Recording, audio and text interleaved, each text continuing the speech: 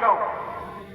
জামাত যদি এইভাবে এগিয়ে যায়, এই দেশে যদি সুশাসন সুবিচার প্রতিষ্ঠিত হয়, দুর্নীতিমুক্ত বাংলাদেশ যদি তৈরি হয়ে যায়, তাহলে সমাজে আর বিভাজনের রাজনীতির এই ব্যবসা চলবে না। সুতরাং যে কোনো মূল্যে জামাতকে বাংলাদেশের রাজনীতি থেকে অস্তিত্বহীন করে দিতে হবে। তারা সেই ষড়যন্ত্র শুরু করেছিলেন। 15.5 বছর ষড়যন্ত্রের বাস্তবায়নে এমন কোন পদক্ষেপ নেই যা তারা নেননি। কিন্তু